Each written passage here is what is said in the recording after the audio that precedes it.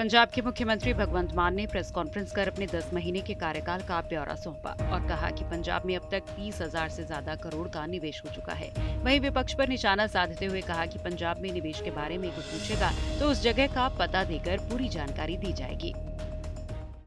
सब तो पहले मैं ਤੁਹਾਨੂੰ ਇਹ ਦੱਸਣਾ ਚਾਹੁੰਦਾ ਕਿ ਹੁਣ ਤੱਕ 10 ਮਹੀਨਿਆਂ ਦੇ ਵਿੱਚ ਜਿਹੜੀ ਇਨਵੈਸਟਮੈਂਟ ਆਈ ਹੈ 38175 ਕਰੋੜ ਰੁਪਏ ਦਾ ਜਿਹੜਾ ਨਿਵੇਸ਼ ਹੈ ਉਹ ਪੰਜਾਬ 'ਚ ਆ ਰਿਹਾ ਹੈ, ਜਿਹਦੇ ਨਾਲ 2,43,248 ਇੰਨੀ ਐਮਪਲੋਇਮੈਂਟ ਜਨਰੇਸ਼ਨ ਹੋਊਗੀ, ਰੋਜ਼ਗਾਰ ਇੰਨੇ ਲੋਕਾਂ ਨੂੰ ਮਿਲੂਗਾ। ਮੈਂ ਸੈਕਟਰ ਵਾਈਜ਼ ਵੀ ਦੱਸ ਦੇਣਾ ਕਿ ਕਿਹੜੇ ਸੈਕਟਰ 'ਚ ਆ ਰਹੀ ਹੈ ਇਹ ਇਨਵੈਸਟਮੈਂਟ ਜਿਹੜੀ ਹੈ। ਰੀਅਲ ਸਟੇਟ ਤੇ ਹਾਊਸਿੰਗ 'ਚ ਤੇ ਇਨਫਰਾਸਟ੍ਰਕਚਰ 'ਚ ਸਭ ਤੋਂ ਵੱਧ 11,853 ਕਰੋੜ, ਜਿਹਦੇ ਨਾਲ ਪ੍ਰਪੋਜ਼ਡ ਇੰਪਲੋਇਮੈਂਟ ਜਿਹੜੀ ਹੈ 1,22,225। ਮੈਨੂਫੈਕਚਰਿੰਗ ਦੇ ਵਿੱਚ 5981 ਕਰੋੜ, ਲਗਭਗ 6,000 ਕਰੋੜ ਲਗਾ ਲਓ। ਤੇ ਇੰਪਲੋਇਮੈਂਟ ਜਿਹੜੀ ਹੈ ਰੋਜ਼ਗਾਰ ਮਿਲੂਗਾ 39,952। ਅਲੋਏ ਸਟੀਲ ਐਂਡ ਸਟੀਲ ਇਹਦੇ 'ਚ 3,899 यानी कि 3,890 करोड़ रुपये का इन्वेस्टमेंट। बीजेपी नेता सुनील जाखड़ के बयान पर सीएम भगवंत मान ने कहा कि जिस पाकिस्तान की वजह से यहाँ रोज ड्रोन आते हैं, नशे से लेकर हथियार तक बरामद होते हैं, उस पाकिस्तान से हम व्यापार कैसे कर सकते हैं। अगर सुनील जाखड़ का इतना पाकिस्तान प्रेम उमड़ रहा है तो वो ही पाकिस्तान में क्यों भेज दें।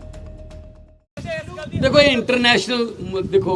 इंटरनेशनल मुद्दा। जे हालात पंजाब दे नाल उन्हां दे इदां दे ने कि हर रोज़ ड्रोन भेजदे ने,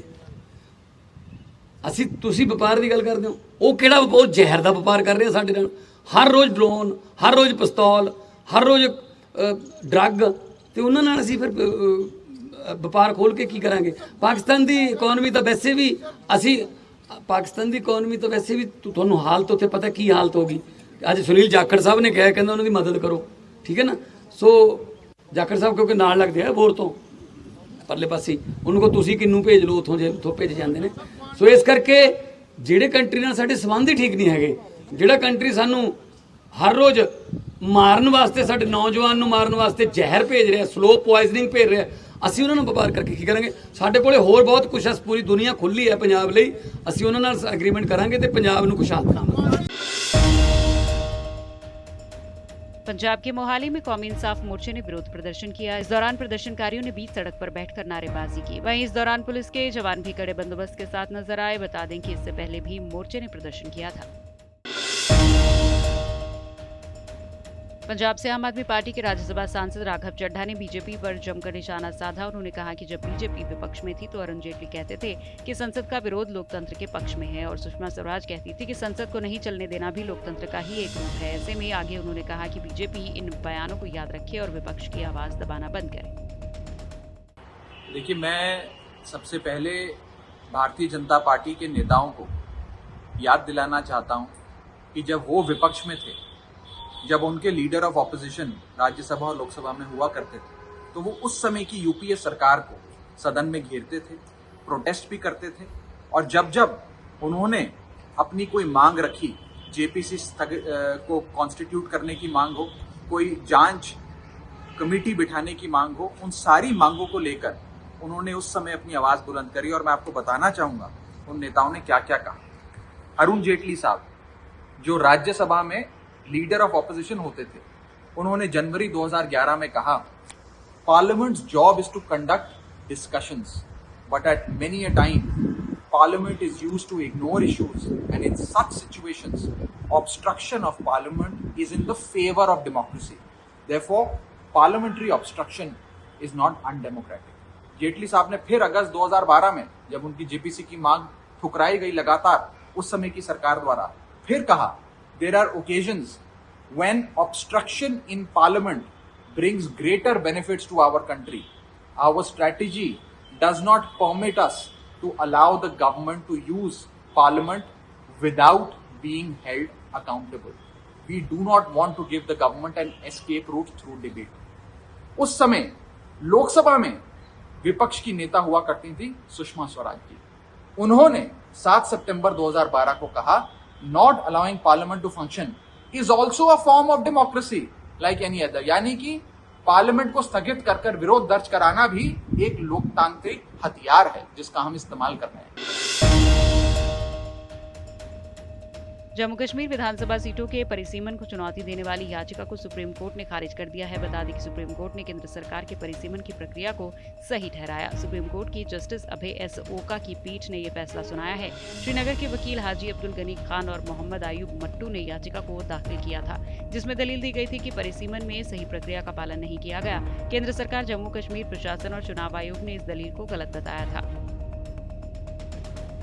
अभी जजमेंट आना बाकी है। जजमेंट पढ़ने के बाद ही पता चलेगा। अभी तो सिर्फ इतना फैसला सुनाया गया है सुप्रीम कोर्ट में आज कि पिटीशन डिसमिस कर दी गई है। बेसिकली ये पिटीशन जो थी इसलिए की गई थी कि पूरे मुल्क में अभी तक कहीं भी डिलिमिटेशन जो है 26 तक जो है वो फ्रीज कर दी गई है, लेकिन जम्मू कश्मीर में आप दोहरा म्यार क्यों इस्तेमाल कर रहे हैं। दूसरा ग्राउंड ये था कि जब रीऑर्गेनाइजेशन एक्ट जो इस डिलिमिटेशन कमीशन की जो सोर्स है वही अभी अंडर चैलेंज है सुप्रीम कोर्ट में।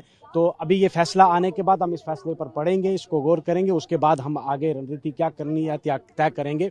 रहा सवाल इलेक्शन पर इसका क्या इम्पैक्ट पड़ेगा, मुझे नहीं लगता है कि इलेक्शन पर इसका कोई इम्पैक्ट पड़ने वाला है। विधानसभा का जब भी इलेक्शन होगा, हाँ बहरहाल जो वहाँ डिलिमिटेशन हुई है वो एक जेरीमेंडरिंग है, वो डिलिमिटेशन है नहीं है। जम्मू कश्मीर विधानसभा सीटों के परिसीमन को चुनौती देने वाली याचिका को सुप्रीम कोर्ट ने खारिज करने के बाद महबूबा मुफ्ती ने विरोध दर्ज करवाया और कहा कि कोई फर्क नहीं पड़ता क्या फैसला आता है। वहीं आगे उन्होंने कहा कि धारा 370 अभी लंबित है, इस पर फैसला कैसे दिया जा सकता है। रिजेक्ट किया हुआ है, हमें कोई फर्क नहीं पड़ता है कि उसके बारे में क्या फैसला आता है। और जो रीऑर्गेनाइजेशन का एक्ट है वो ऑलरेडी सुप्रीम कोर्ट के सामने पेंडिंग है, 370 पेंडिंग है, सब कुछ पेंडिंग है। तो जब वो चीज़ें पेंडिंग है तो इस पे वो फैसला कैसे दे सकते हैं।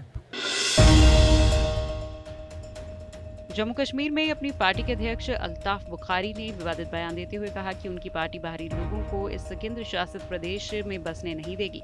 इसके अलावा उन्होंने सरकार की जमीन को वापस लेने के लिए चल रहे अतिक्रमण विरोधी अभियान के लिए प्रशासन की आलोचना भी की। अल्ताफ ने आगे कहा कि जम्मू कश्मीर की जमीन यहाँ के लोगों की है और हमेशा ही उनकी रहेगी। उन्होंने धमकी भरे लहजे में कहा कि हमने कोई चूड़ियां नहीं पहन रखी, हम यहाँ पर बाहर से आए किसी भी व्यक्ति को जम्मू कश्मीर में बसने नहीं देंगे।